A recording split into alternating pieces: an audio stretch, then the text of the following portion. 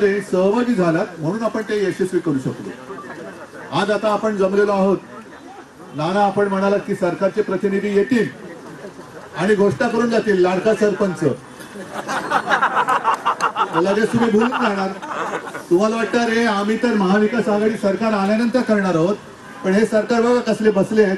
आत्ताच आहे ना आपण लाडका झालेलो आहोत। तिकडे कॉन्ट्रॅक्टर बसलेत, तुम्ही कॉन्ट्रॅक्टर बाबा तुम्ही वेगळे आहात, पण यांचे लाडके कॉन्ट्रॅक्टर वेगळे। सगळं चाललेलं आहे, लाडका कॉन्ट्रॅक्टर चाललेला आहे, लाडका उद्योगपती चाललेला आहे। निवडणुका आल्यानंतर सगळे हे सरकारी पोपट जे मंत्री मुख्यमंत्री बसले ते बोलायला लागतात, पण नुसत्या घोषणा करून चालणार नाही। आज आम्ही तुमच्या सोबत आलेलो आहोत। तुम्ही ज्या ज्या काही मागण्या मांडलेल्या आहात त्याच्यामध्ये विमा संरक्षण एक महत्वाचा भाग आहे। पेन्शन, जुनी पेन्शन योजना अजूनही ती कुठे नुसतं कोपऱ्याला गुळ लावलेलं आहे। जी सुधारित वेतन श्रेणी वगैरे काय केले ती मला कल्पना नाही ज्यांच्यासाठी केले त्यांना मान्य आहे का। आणि या सगळ्या ज्या गोष्टी आहेत, आज आमच्याकडे काही नाही, माझ्या हातात आणि आमच्या हातात नुसतं माईक आहे। आम्ही बोलू शकतो, आम्ही शब्द देऊ शकतो। आमच्या शब्दावर तुमचा विश्वास आहे की नाही हा प्रश्न मी तुम्हाला विचारतोय, कारण तरच हे नातं पुढे जुळेल। आज या सगळ्यांनी ज्या काही घोषणा सुरू केलेल्या आहेत, दणादण दणादण सगळं म्हणजे तिजोरीकडे काही लक्ष नाहीये। जे योजना राबवणारे ते असेच बसलेत, अंगणवाडी सेविका असतील, आशा वर्कर असतील, तुम्ही आहात। सगळ्या योजना, त्या सगळ्या योजनेचे पैसे हे मतांसाठी कसे फिरवतात ते बघा। आणि म्हणून मला असं वाटतं मी जास्त मोठं काही भाषण इकडे करणार नाही।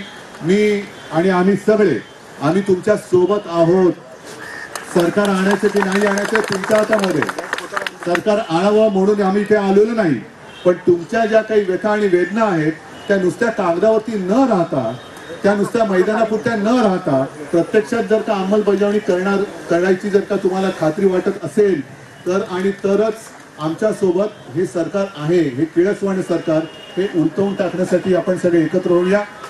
मी जे काय बोलतोय हे केवळ आमची राजकीय पक्ष म्हणून नाही, तर तुम्ही सरपंच म्हणजे माझ्या ग्रामीण भागातल्या सगळ्या माझ्या ग्रामस्थांचे प्रतिनिधी म्हणून आलेले आहात। मुखिया, मला आठवत आहे की कोरोनाच्या काळात मी व्हिडिओ कॉन्फरन्सवरनं जवळपास 28-30 हजार सरपंचांशी बोललो होतो।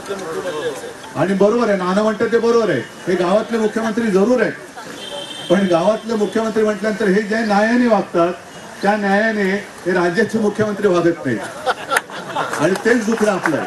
आणि म्हणून तुमच्या ज्या ज्या काही मागण्या आहेत त्या मागण्यांना आम्ही पूर्ण पाठिंबा देण्यासाठी नुसतं तोंडी नाही तर सरकार आल्यानंतर त्या पूर्ण करण्याचं वचन आपल्याला मी देतो, आपल्याला मी शुभेच्छा देतो।